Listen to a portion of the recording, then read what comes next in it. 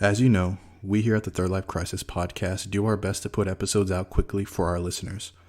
Now, between my 7-month-old Cassie's schoolwork and Austin being a full-time dog dad, it's not always easy.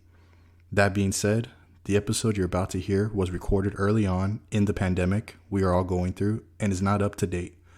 We hope you enjoy our discussion, and we wish you and your family well during this time.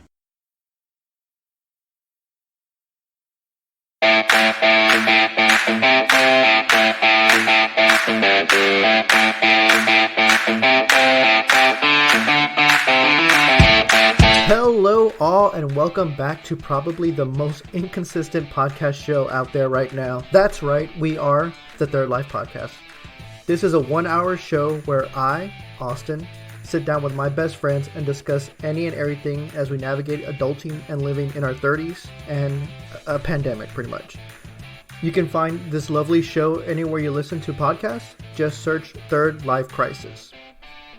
Thank you to all our Third Lifers out there still listening, subscribing, and rating. We really appreciate it.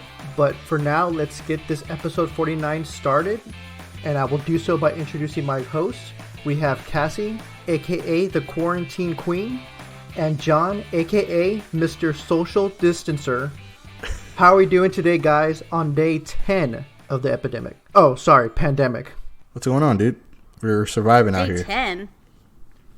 No, day 10. It's only day 10? Since they've announced it as an official pandemic. I see. We're surviving. Hey, guys. They as in the WHO. Cassie said it's day 10, like she's been inside this long. What day is it? Have no idea. Has no idea what's going the on. opposite, actually. I was like, I don't think we've been quarantined that long. Time's flying. I see. For Cass. It's not. It felt like 2 weeks this past week. One, we haven't really been quarantined.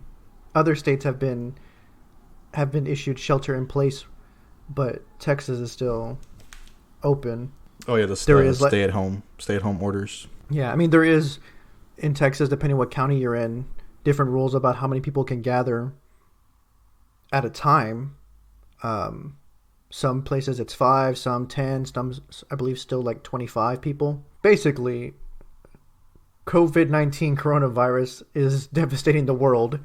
And yeah, people are staying home, working from home, or going out and hoarding a bunch of stuff. It's been crazy those people need to days. stop. They need to just calm down. You know, they're making it difficult. I think you need to calm up. So where we're at right now, worldwide, there are over 300,000 confirmed cases.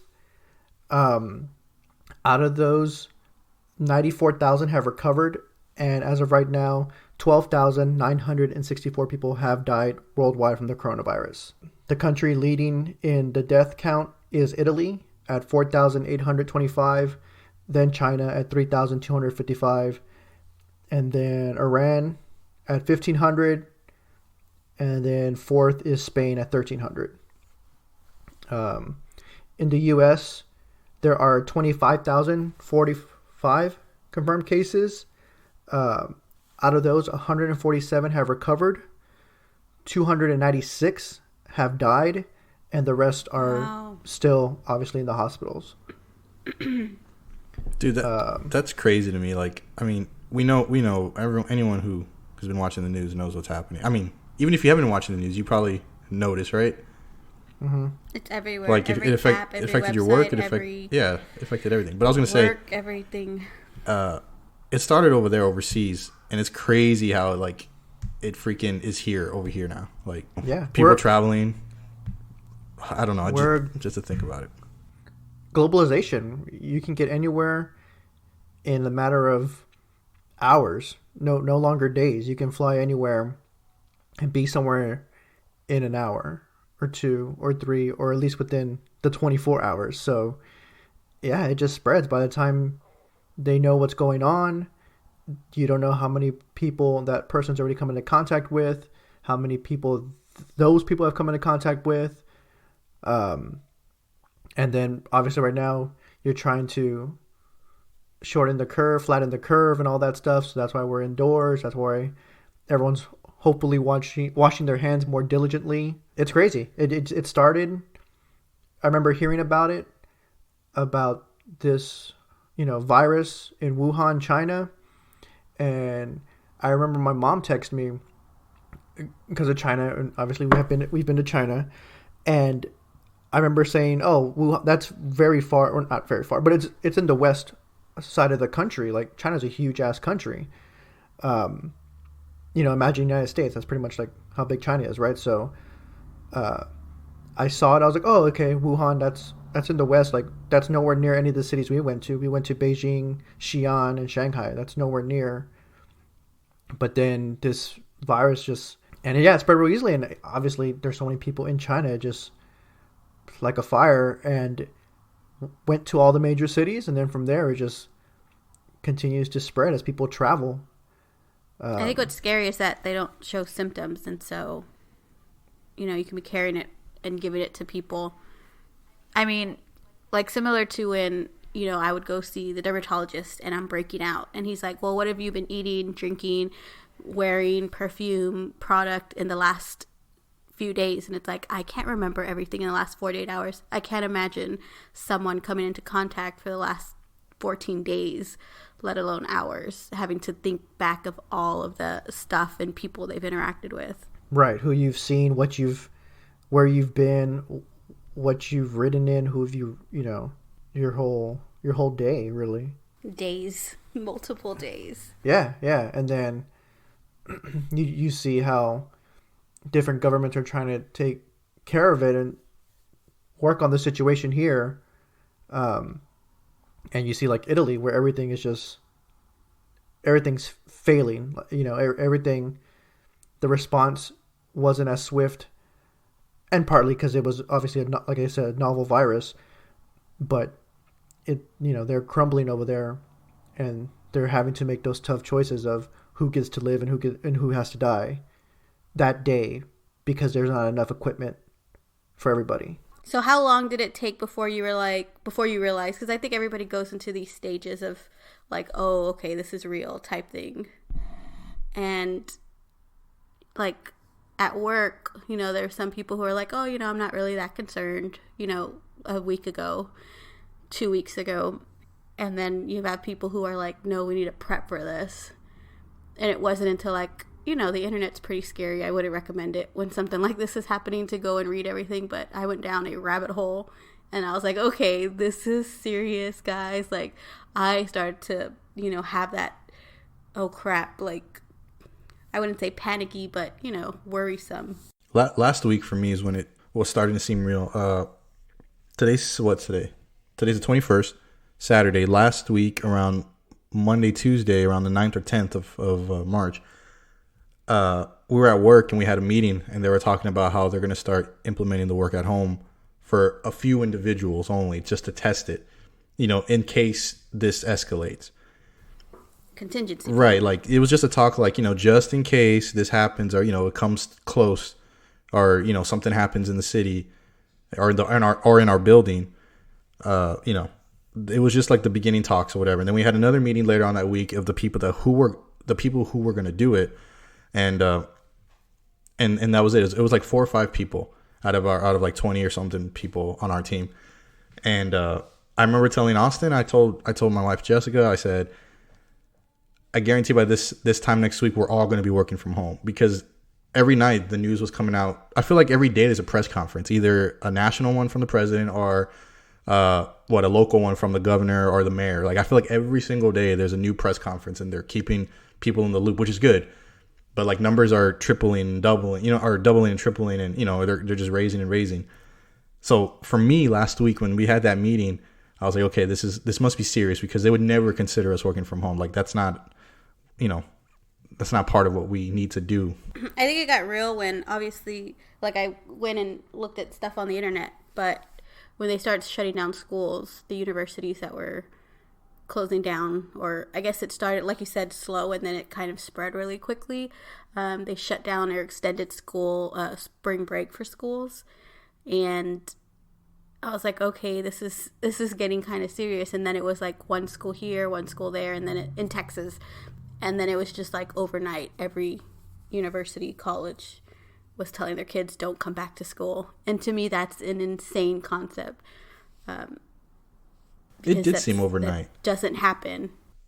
It did seem overnight. Remember, Austin, I was even asking you, I was like, dude, what happened last night? Like, I feel like yesterday was fine, and then today businesses or schools are shutting down. I forgot what the situation was, but I was texting you. I was like, did something happen last night? Did more people die overnight or something that I didn't hear about?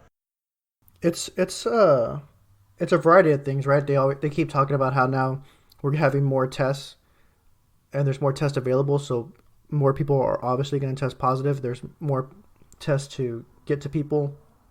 But then you have to think too of like this happened during a lot of people's, or at least here in Texas, like spring break. So how many students, or not even just spring break, but just like springtime, people can travel, and how many people traveled, and then you have to think of everyone coming back to the same location at the same time and are either all in the dorm or all back at the house together or all meeting up with friends and seeing what's going on.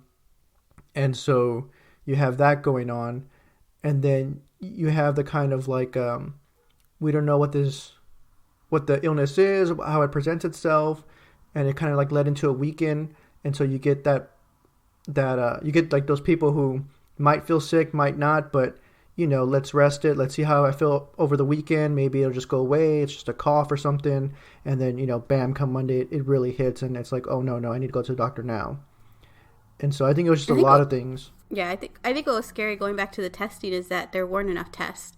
So people who may have had it were being told, don't come in. You're young and healthy enough to where you'll be able to fight it off. We can't confirm. So the confirmed number can be, it is what it is, but we don't know what the actual number is. Right. The actual number is way higher than what because everyone is still going to be walking around with it. Even people can have a very mild version of it and just have a sore throat or a cough or some aches and be walking around and, doesn't feel the need to go to the doctor because it's not that bad. But in that same time, you're walking around touching stuff, interacting with people, and might be getting them sick.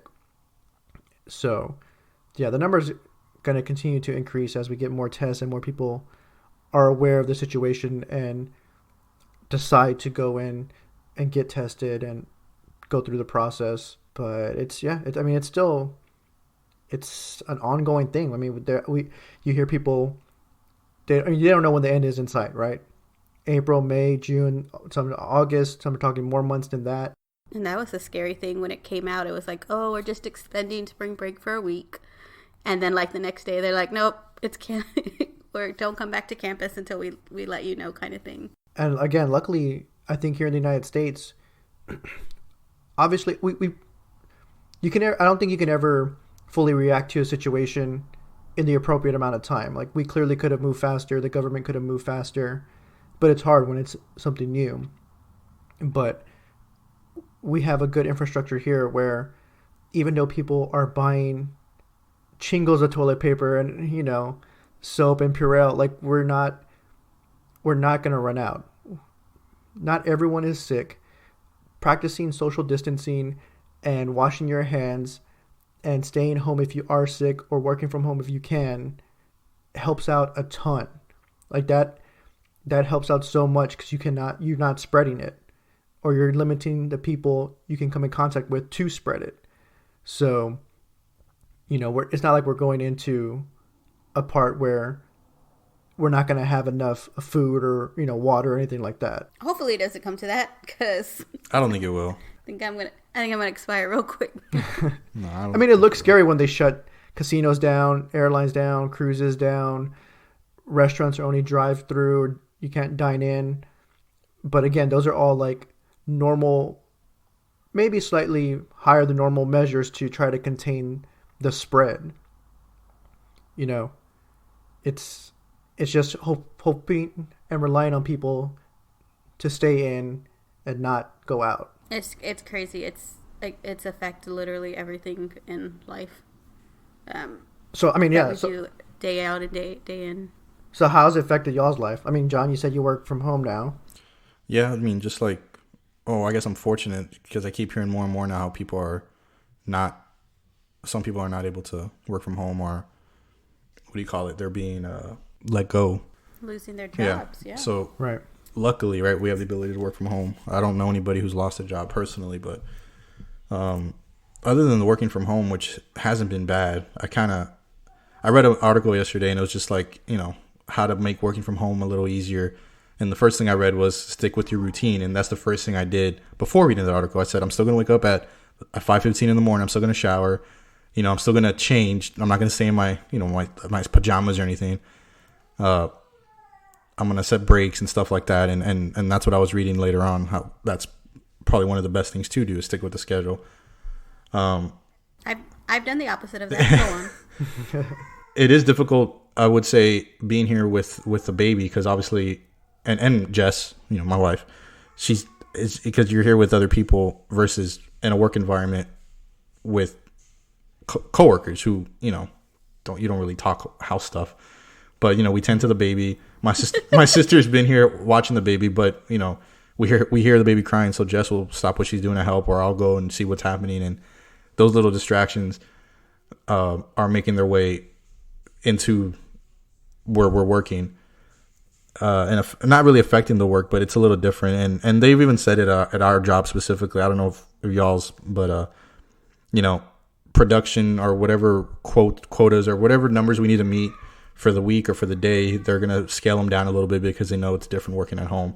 I cannot imagine those parents who have kids who are, not going to school, having to feed them 3 square meals a day, having to work from home, having to, keep up with their education, at least continue to learn something.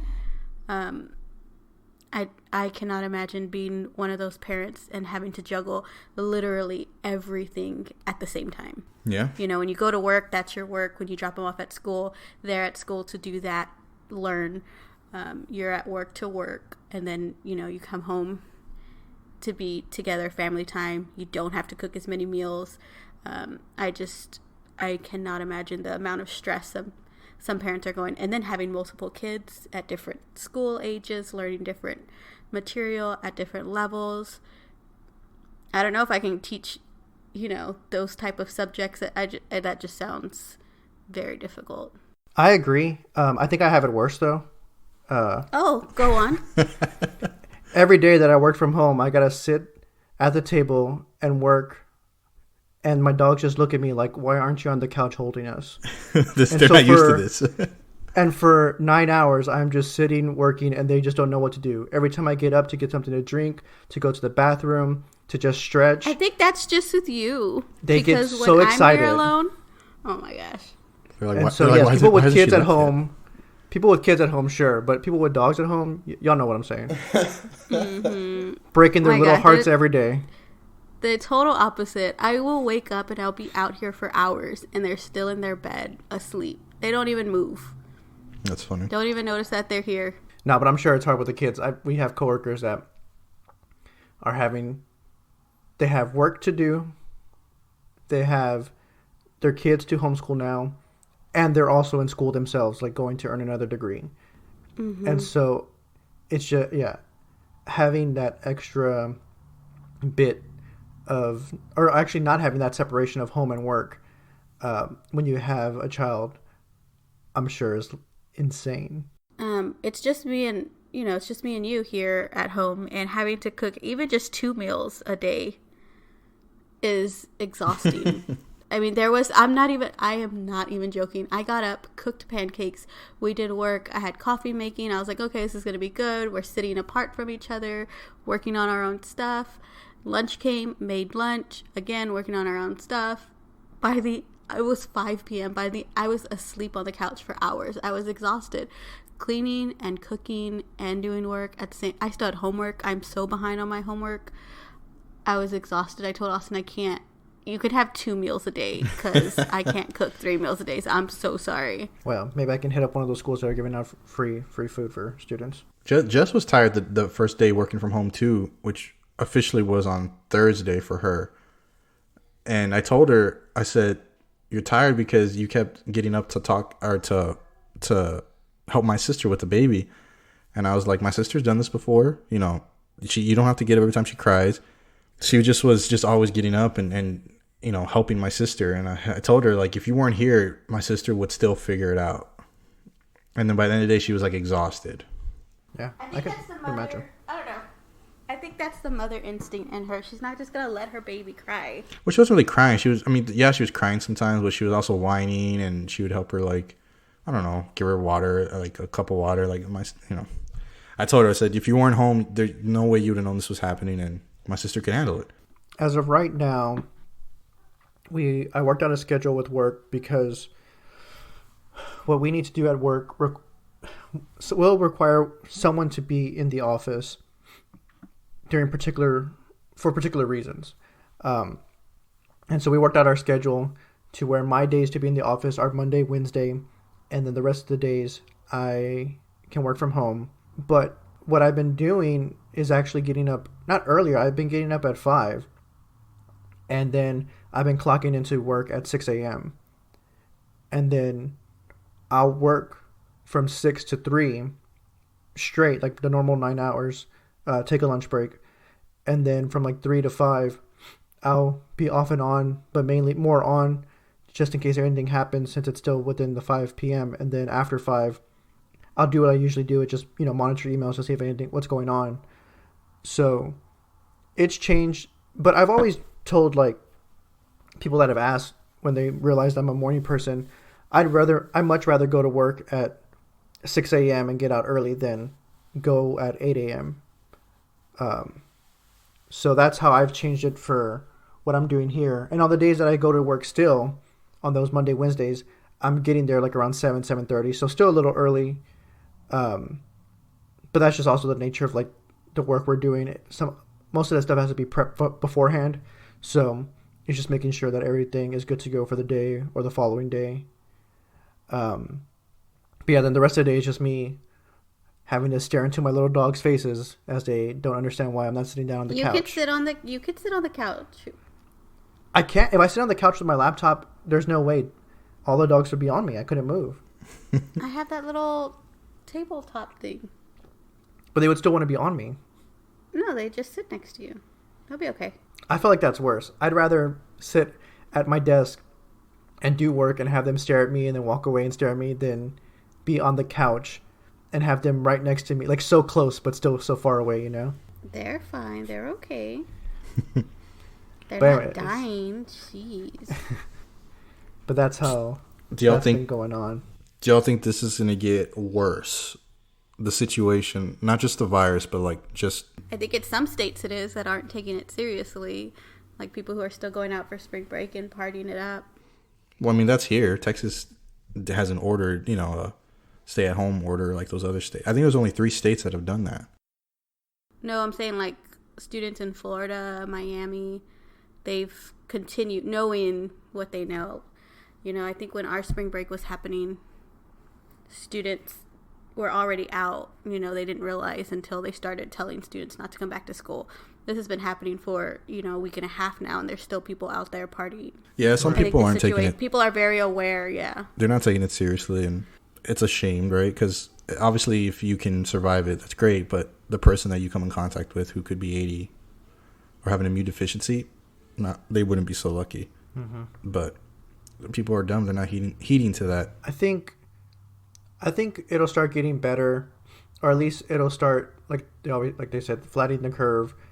And I don't know how soon that's going to be, though. I think more and more people are starting to take this more and more seriously, and that's what's really helping. But I mean, all it takes is a few people to spread it to a few dozen people, and those dozen to spread it to a few hundred, and those hundred, Mm-hmm. Yeah, multiplies very quickly. So it's yeah. I think everything that's being put in place now is helping. I think, if worse comes to worse, yeah, they would shelter in place for everybody or martial law for everybody. But I think, like anything, we will overcome it. It's not gonna destroy society. It may destroy some industries or some actual companies that can't bounce back or In the stock market, people's portfolios, retirement. I mean, Right. it affects everything. But yeah, Right. I don't know. The government they already said they're going to obviously bail out casinos, cruise lines, airlines. So you would think the stuff that's big enough that they don't want to fail would be okay, and you would assume that that's most of our infrastructure, entertainment. It's going to be the small places. Well, that's why they keep saying like to shop small and support local, because it's going to be those places that aren't going to be able to weather the storm. Jessica suggested it, and I'm sure a lot of people have too, but people just need to stay in for 14 days. The next 2 weeks, make it an order to stay inside. National Guard will go around delivering food, and that's it. Goodness. Because if you think of, isn't that the that's insane, what do you call it? Though. Think about that. That's insane. The incubation, is that what is it? Isn't it 14 days? You don't show signs till, was it, like 5 to 14 days. So if everyone who's sick or not sick, if everyone just stays inside, let's just say for 14 days, if you have it, you'll go through it and it'll go away. Or if you have it, you won't spread it, things like, and that'll be it. I mean, that's what some states are trying to do, like California, Washington. That's what they're trying to do because their population has such a large infected amount. But places like here, like in Texas, our numbers aren't as high as other places. And so I think they are. I think we just don't know. Well, okay, the numbers that are reported aren't as high as other places. So you have the government weighing, those numbers against, if we lose another week, if we lose another weekend, if we lose another month, like how many businesses are going out? How many, what's that going to do to our economy, to our city's GDP, to our state's GDP? I'm all in favor of martial law and curfews and mandatory, you can't come outside at all. I'm all in favor for that if this can just be over quicker. That's hard too. I mean, when was the last time? That's insane. Have we ever had martial law in the United States? I mean, I don't know. That just sounds insane to me. Bear my clicking. I mean, if it's necessary, but that just sounds... I feel like a lot of these things scary. that are happening are the first in either ever or the first like in hundreds of years. Like, I don't know the last time they shut down sports. Or I don't know the last time where they whatever Texas did the other day, the national disaster something, whatever the governor announced, that the last one was done in 1901. Like, these are this is the first time this is happening, or the first time in a long time they're happening again. I think that's what makes it so scary. So I think martial law or something drastic is gonna just put this to bed, and like I said, the sooner maybe they realize that, the sooner this will be over with. Yeah, but it's not a fix-all situation. Yeah, it's not a... That's still very hard. Like, I mean, the last time this happened, or, again, the last time we had like a global pandemic like this, where a lot of people died, they keep referencing like the Spanish flu, right? But that was insane. Like, that's even more crazy than what we're going through now. Like, 3% of the population died from that back in the early 1900s, right? Like 3%. That's millions and millions of people. If 3% died now, like, that's an insane amount. I just Googled, like, has martial law ever been declared in the United States? The thing that pops up is when Lincoln ruled martial law when he suspended habeas corpus. But I don't know. Probably could get a better answer. But I don't know. So, yeah, it's been a long time since Lincoln. Right? Like, that's just not a thing that happens in the United States. Right. That's not a thing in the country that's the most free to be like, you can't be free. You got to stay indoors. That's a strange thing to a country that's, capitalist, to be like, no, you can't go out and buy food and buy what you want and buy this version, not that version. We're going to give you your food, and everyone's going to get the same thing, and everyone's going to get the same ration. It doesn't matter that you worked harder and made more money. Like, these are very... If it's for 2 weird weeks... things for Americans. I mean, I think people are crazy. I could see riots immediately. I mean, you're right. I totally see that, and that's why Army or that's National why they Guard let or whatever would be involved. I mean, that's why they allowed the sale of alcohol, right? Delivery of alcohol. You can't hold that from people. Mm-hmm. We're all sipping on some right now. So, and then the same thing. Like, I agree. Like, I'm fine with the shelter in place stuff, but then it comes to like what you're saying, John. You say the United States does that for 14 weeks or for 14 days. That doesn't mean every other country in the world's going to do it. If after 14 days, the United States is COVID free, does travel resume? Because that means Americans are going to go to other countries that have COVID. That means people from other countries are going to come here that have COVID. Like, just doing it in America does not help. I could totally see drastic measures being taken of borders being shut down, like they have already. I think something with Europe, right, or England. Right. I could see that. But happening. Again, that means everyone has to do that. I mean, not only does everyone have to do that, everyone has to get treated and tested. You know. Yeah. Or we just don't let anyone in or out. Yeah, it's easier said than done. Sure, or I mean, you can go out, but there's no guarantee you're going to be able to get back in, right? And you have people like that that are still stuck in other countries that are Americans that can't get back in. Yeah. So I mean, it's difficult. And that's another thing too. Us three have different plans for this summer as far as traveling and whatnot for vacation. Had different plans. What's that? Had different plans. I'm just kidding. Go ahead. Oh yeah. I mean, I'm just saying, like, this is. I can totally see this going into the summer, and I don't know how if you had the opportunity to still fly out to Greece, taking the precautions that you would take, would you still do it? No. I'd be too scared. I can't get back in. Right. Yeah, I wouldn't want to be stuck out there. It's the fear of not only getting sick, but being stuck and not being able to come back home. Right. Or you saw, like, on the news, everyone trying to fly back and they get back to the United States. And, you know, there's the social distancing, there's washing your hands.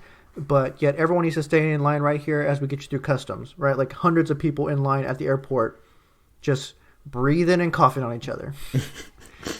Sneezing and farting on each other, right? Just everyone in the fumes, right? The purpose. Mm-hmm. Like, that's not good. Like, would you fly domestically right now, knowing what you know?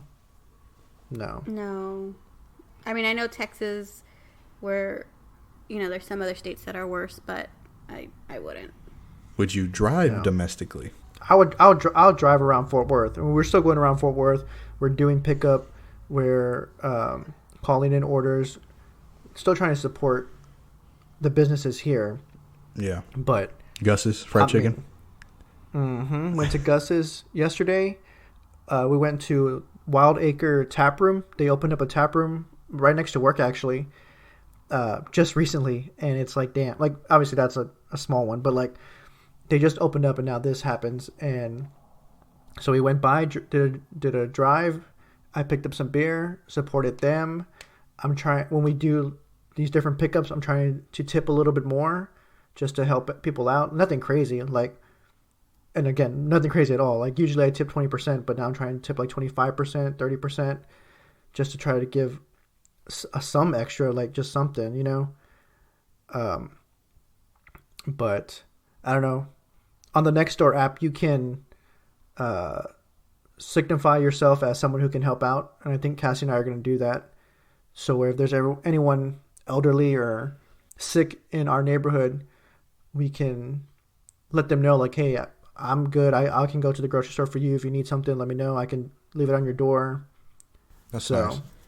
I helped out another lady yesterday. I went to Walmart looking for something for this computer, and I just wanted to see if there was eggs, and there wasn't. But while I was in that area, there was an old lady, dude, short, and she was trying to reach the top shelf trying to find yogurt, and all the yogurt was pushed to the back. So she was like doing her best to reach as far as she could. So I ran over there and I was like, "You want me to help you?" And sure enough, so I pulled out all the ones that I could reach and I showed it to her, and she picked out like 5 or 6 of them that I pulled out. But like what the hell, right? Like, that sucks. Oh no, yeah, dude.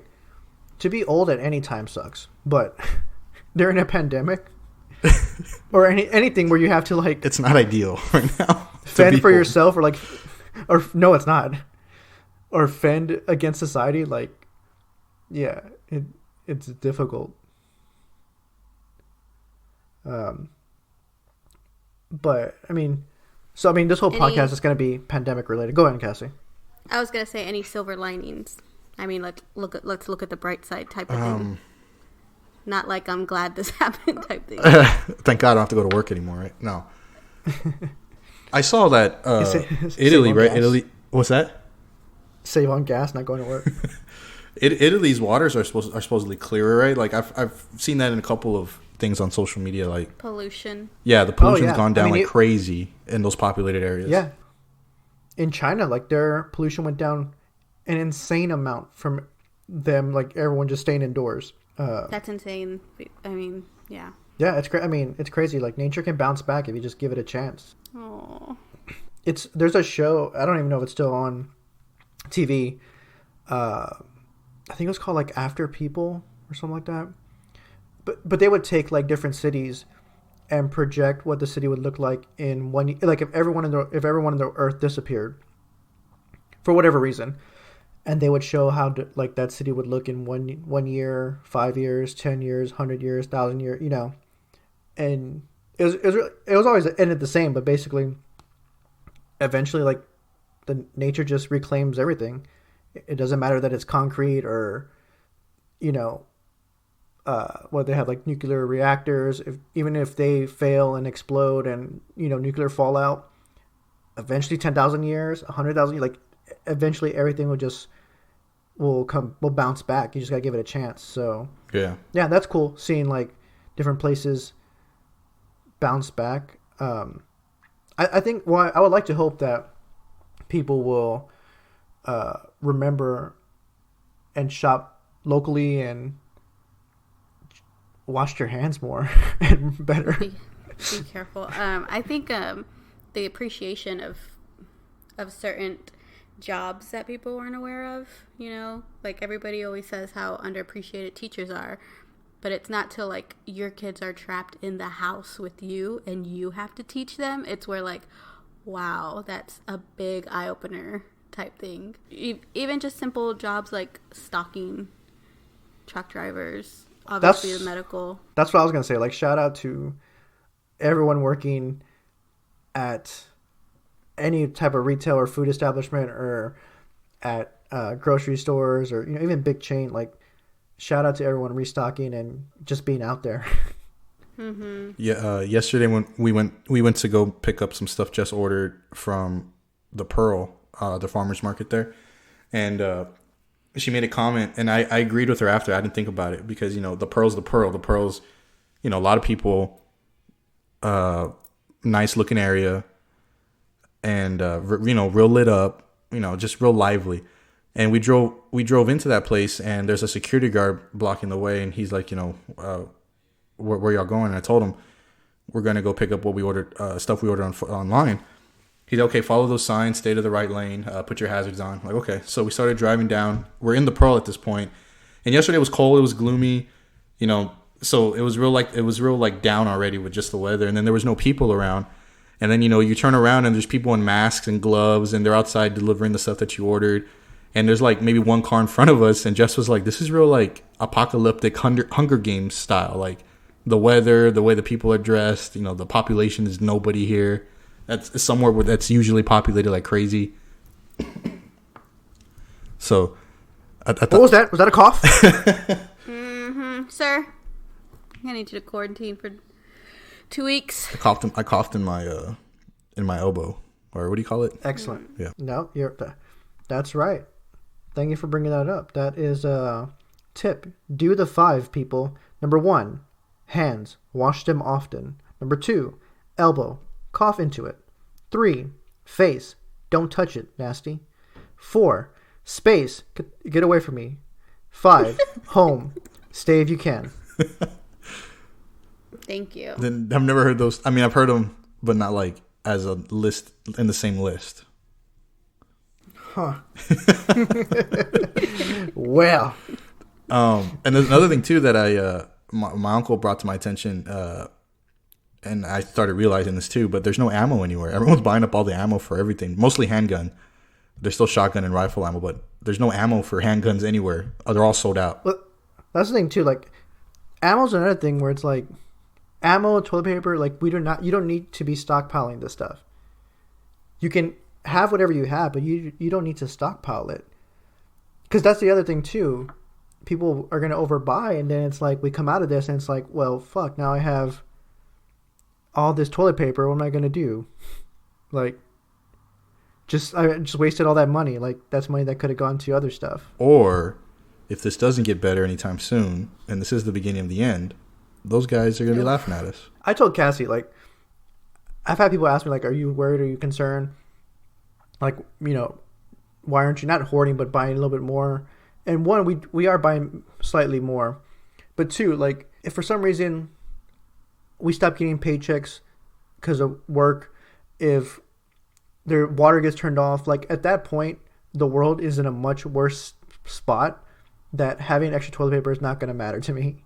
Like, at that point, shit has hit the fan, and it doesn't matter anymore because we don't have any toilet paper, right? Like, true. There's other things to worry about at that time, not wiping your ass. Yeah. If the infrastructure is down, like, if there's no water, like, that's really bad. But again, we're not there yet, and we probably won't be there. Like, this does not affect that. That's not a 1-to-1 thing. So buy a little bit more if you can, help each other out if you can, but just stay indoors, chill out. Or just chill the fuck out. If you can. There's a lot of movies that were in theaters that are now streaming. Check one out. I think that's insane to me. Yeah, that's cool. I would recommend Onward. Great movie. I saw that it's not coming out till it came out, like, I think maybe to buy, but it's not going to hit Disney Plus till like April. Yeah, like early April. Right around the corner. Early April. 2 weeks. Yeah. It's good. It's a really good movie. But that's cool. I've seen, like, obviously a bunch of studios are doing that where they're going to release it. There's Bloodshot that I'm going to watch it when it comes out on Tuesday. If I have to buy it or rent it, whatever, I'll do it. Like, but I mean, what do you think about that? How do you? I don't think movies can survive in a world where they're being released in theaters but also released by streaming services on the same date. I think that would be awesome, but I don't see that happening. I didn't read the article. I saw a headline on Facebook as I was scrolling down, and it said this could be a big change for the way you watch movies going forward. Like, they're being forced, maybe not being forced, they're choosing to do this now because I don't think that they can't make money any other way. But, like, this is probably going to open up a whole new avenue of summer blockbusters that, are anticipated a year out or something. They're not going to be able to make their money if they're released the same day, if they're released in streaming services.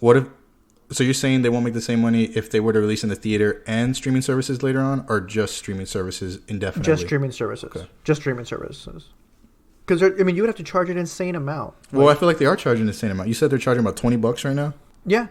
That's a lot. But that's not... Is it? I mean, if you and Jessica were to go watch it, that's $10 a person right there. Bam. We go to matinee, sir? $6 a person? Oh. Well, Cassie and I had this discussion. She was like, how much are you willing to spend for a movie? And I was like, well, it depends. Like, I think we used the example of, like, Wonder Woman. Or even, like, if they did Mulan. Like, a movie I want to see and be part of the, like, talk and, Twitter and Facebook while everyone else is watching it. If that was to come out, I'd probably pay, like, $30 to see it. If they released Wonder Woman on Friday when it was going to come out, I would pay $30 to watch that at home. I wouldn't mind. It's just that we have the A-list, so we're already paying a monthly subscription. Well, I think and at that point, like, maybe A-list, they already have, like, VOD on their app that you can use. Maybe they could do some kind of tier where if you are A-list, maybe you only pay 50% of the movie because you're already paying the subscription. You know what I mean? AMC is the largest theater, chain. Like, they can do stuff. They can do stuff that other theaters can't because of their size. But I think $30 is a good amount. Any more than that, then I'm gonna want to, like, own the DVD, or not own the DVD, but own the movie. So if Mulan was like $35, $40, I'd probably still do it, but I would want to have that, digital copy. So I don't know, but even then, spending $30, $40 a movie for streaming, they're not going to make their hundreds of millions of dollar blockbuster, I think it's cool that they're doing it now, but as far as the future, I think a lot of things are going to change. Even talking about the way I'm working from home now, they said this is going to open up, that avenue of possibly working from home going forward. And when this is over, because we can do it now, like, it's possible. Yeah. Because they had to do it on the fly. So I like that as an example, possibly changing the way we watch movies as an example. I think what's happening is going to change everything. They're pushing that telemedicine a lot now. Like that's been a thing, but they're like, that's probably the only option for some people now. So that's going to be everywhere if it isn't already. Yeah, I've used it. Yeah. I used it this week. I had an appointment and they were suggesting, don't come in unless it's an emergency or unless you have to. And so they did my whole appointment over the phone. Yeah, I think that's cool. Like, it's part of our insurance now too. I don't know if you've ever looked at it, but I didn't. I just noticed it maybe last year, and I saw it again this year when the year was renewed or whatever, and you had to pick your benefits again. I was like, oh, I have tell a doctor or whatever as an option if I need it. Yeah, I use Doctor on Demand. I've used it before, and it was great. I mean, I called like at 9 p.m., 10 p.m. I was talking to the doctor within like 30 minutes after I had created my account and everything. Yeah, that's crazy. So yeah, I think a lot of things are going to be... Yeah, and don't get me wrong. I think certain movies can survive on streaming, like Bloodshot, a Vin Diesel movie that, I would have still seen in theaters because we have A-list and it's Vin Diesel. And fuck it, yeah. Let me go grab a couple beers and watch the movie in AMC. That'd be awesome. But I mean, I just don't see like. Can you imagine Avengers? They wouldn't be able to make $1 billion if people didn't go to the theaters. Like, you need that big block, and even just like directors that are using the medium to show something, like Nolan, like what's his name? David Fincher, like Sam Mendes, like they're using the movie to showcase what a movie can be.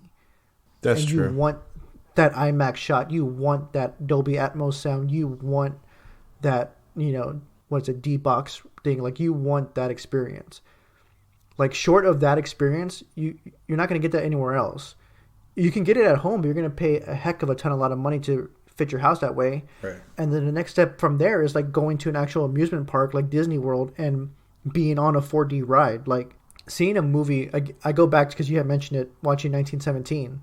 Like seeing that in theaters was amazing. Like I've never been more stressed out in a movie that I can remember just because the way it's shot. It's a giant fucking screen. We were in Dolby Atmos, so the sound was awesome. Like, I'm not going to get that at home. So I think certain movies are going to have to remain at theaters. So I hope theaters, enough of them, stay open. Like, I'm so happy we have several here in the DFW area that are AMC, since we have AMC A-list. When we were in San Antonio for Christmas, there's only one AMC in the damn city. Like, And I had to pay for parking if we go down there because it's downtown. Like, Oh. So, I don't know. I just hope. I mean, I think AMC can weather the storm. I think Regal can weather the storm. But Alamo Drafthouse, I don't know. These other small places. The dollar movies. I don't know if they can. Yeah, I mean, and then it sucks because then you're like putting a bunch of people, and the people that work in movie theaters are either like the super young or the super old, right? Like then you're putting these people out of a job. Kids who would use that money to spend on dumb shit and like keep our economy going, and the older people who need the damn money to supplement their damn retirement. So it's like, all these industries, like, if they go out of business, they're going to be affecting people. So that leads us to the next topic. What the fuck are you going to spend if we get that stimulus package, John? So I've heard different pricing on the stimulus package. So according to whatever you're looking at, what is it that we would be potentially getting? The one I've been seeing a lot is $1,200 per person, $500 if you have a child per child, and that $1,200 would be like on a sliding scale. So if you made over $75,000 per person, that number, once you start going over that amount, the $1,200 would slide down. Or if you made over $150,000 per couple, that $2,400 would slide down. Mm-hmm. I mean, so I don't know, dude. If this is all said and done with, and I can still go to Hawaii in the summer, then it'll probably go to vacation. Otherwise, I mean, I don't know. I mean, if we're still quarantined or martial law, or, you know, who knows where we're going to be in 2, 3, 4 months. It depends. I don't know. What would you spend it on? Yeah, probably travel. I mean, I think by the time they give it to us, I mean, I would assume they would give it to us at the time where we can start going out and spending it. That way, it can help our economy. So I would say travel, but I'd still go to Greece if everything was fine. I'd feel a little guilty just because that money should be used to fund the economy here. But I don't know. But fuck it. Maybe I'm flying on American Airlines. There you go. Done. Done. I eased my conscience. Greece it is. Mm-hmm. Let's go. Cassie? I don't know. I think something for the house, home repairs. I might need to buy a new freaking oven since the home warranty hasn't gotten back to me. Mm-hmm. That's a whole nother story. Yeah, guys, we're going through this shelter in place social distancing without an oven. I used to use my oven every single day, and it's killing me. I can't bake anything. I can't food prep anything. So the amount of dishes, like I can't cook in big batches. It's annoying. And I don't know how much longer I can take it. That's another thing too. Maybe you should get it fixed sooner rather than later, because we had somebody come out like a week and a half ago. The home warranty's known about this for a week and a half, and nobody's contacted me. They know it's broken. They know they don't make the piece anymore to fix it, and so I think they're just like ghosting me, basically. They're waiting for the government to shut down, so like, they don't have to shell out money for a new one. Yeah, that's funny. Mm-hmm. I called multiple times. I've been on the phone for hours. They hang up on me. The phone will just hang the phone like, up it's this on chick me. again. It's like, and it's insane. It's too much. So I think definitely something for the house. I mean, you're in the house all day. You might as well like what you see, have everything nice, because that's where you are. So my immediate thought is something on the house, because this is where I've been the past week. I know. We'll see if and when we get that. Like I said, I think it's not to be a downer, or if we're getting close to the end of this podcast here, but I do think it's going to get a lot worse before we start to see the light at the end of the tunnel. I feel like we haven't seen the worst of it yet, to be honest with you. I think we'll know maybe by next week if it gets really bad. Hopefully the measures everybody's taking cuts down. Yeah. Well, all the third lifers out there, stay safe, wash your hands. And if you have been listening for a while, we actually do like to end on downers. Thanks, John. Thanks, Cassandra. They usually do it. But if y'all have nothing else for this podcast, I feel like when's the last time we had? I'm sure there's a ton of updates like in the world that we need to do that we haven't done. But whatever, that's fine. This was a pandemic episode. Now, yes, you know what? Now that we're quarantined, there's no excuse for us not to do this more often. Just saying. There you go. Maybe you'll get another episode soon. You're welcome. But if you didn't know, or are just joining us at the end of this podcast for some random reason, we have been at Third Life Podcast. You can find us on Twitter, Facebook, Instagram, and YouTube. Follow us to see exactly how we are surviving our third life crisis, which now includes a pandemic. If you like this episode, make sure to subscribe, rate, and leave a review on iTunes, Spotify, or wherever else you may listen. Again, to find us, just search 3RD Live Podcast. Be sure to follow us on our individual Twitter accounts at jmike2689, at Castle_Cassie, and at the Austin Luna. Until next time, remember to wash your hands, cochinos. See y'all later. Bye, guys. Later.